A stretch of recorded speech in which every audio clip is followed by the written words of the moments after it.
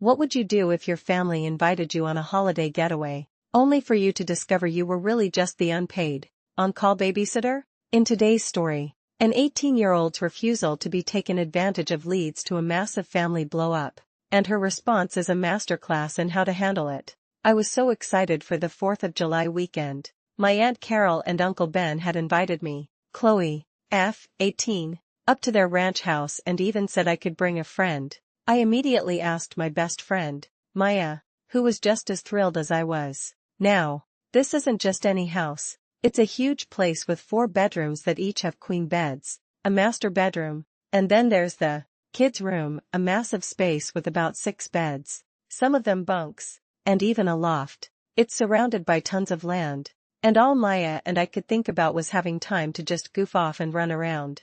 I knew other family members would be there. The guest list included my Aunt Georgia and Uncle Greg with their 16-year-old son, Leo, my Uncle Paul, and my Aunt Karen and Uncle Kevin. I just assumed that with a house that big, my Aunt Carol had the sleeping arrangements all sorted out. That assumption was my first mistake. My Aunt Karen and Uncle Kevin are what you might call prolific. They're baby cannons. They have 4 kids, all under the age of 5, a 1-year-old, twin 2-year-olds, and a 4-year-old. The critical detail here is that none of them sleep through the night. I know this from personal experience after staying at their house once before. It's chaos. The moment Maya and I arrived and walked through the door, the plan was revealed. We were informed that we were expected to share the big bunk room with the 4 toddlers, while their parents, Karen and Kevin, would get their own private queen bedroom. Meanwhile, Uncle Paul got his own room, my cousin Leo got his own room, and Aunt Georgia and Uncle Greg shared the last one.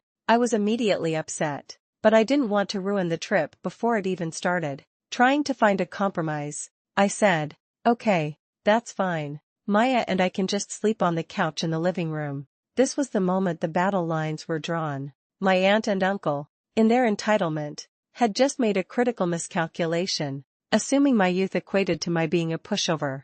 They had no idea this single demand would unravel their entire vacation. My simple offer to sleep on the couch triggered a massive explosion. Karen and Kevin were instantly furious that I had the audacity to not want to sleep in the same room as their children. Their argument was baffling. They claimed their kids are horrible at night and that someone needed to watch them. And since I was allowed to bring a friend, that someone should be us. As one commenter later perfectly put it, they didn't want a cousin. They just wanted free childcare. That's not how the world works. Even on vacation, they're still parents and still responsible for their own children. Trying to be logical, I said, if you need someone in the room, what about Leo? He's right next door. The excuse was immediate and infuriating. Apparently, 16-year-old Leo needed his sleep because he was a growing boy, and besides, he doesn't know how to take care of kids. The double standard was so blatant. It was a classic case of gendered assumptions. As teenage girls, we were automatically expected to have the ability and interest to be caretakers, brought along as unpaid help. The other adults in the house just averted their eyes, refusing to get involved. The hosts, my Aunt Carol and Uncle Ben, just shrugged and told us to figure it out amongst ourselves. Fine. I decided to ignore Karen and Kevin's ridiculous demands and started setting up our blankets and pillows on the couch with Maya. That's when Aunt Karen went from entitled to outright aggressive. She marched over, her face a mask of fury, and physically threw all of our pillows and sleeping bags off the couches onto the floor. This act revealed Karen's greatest flaw, a profound sense of entitlement that blinded her to common decency. In her mind, her needs as a mother superseded everyone else's right to respect, a belief that was about to cost her dearly. You will sleep with my kids, she hissed, or you and your friend can't stay here. The room fell silent. I was completely mortified by her behavior, especially with my friend standing right there. Maya looked so embarrassed and awkward, just frozen and unsure what to do. And at that moment, someone had the nerve to call me rude. The hosts wouldn't step up, so I had to. My embarrassment quickly hardened into cold resolve. Fine, I said, my voice steady. We're leaving. Cue more screaming. Now, the world was apparently ending for a different reason. You see, I had driven up my father's boat. If I left, there was nobody else with a truck capable of towing it to the lake. My leverage in this situation suddenly became crystal clear. I stood my ground. Here's the deal, I told the room. Either my friend and I are sleeping on this couch, without the small children, or we are leaving right now with the boat. My aunt and uncle, the baby Cannons, were not okay with that. They stood there, red-faced, still expecting me to fold. They were wrong. Without another word, I turned, packed up my things, had Maya do the same, and walked outside.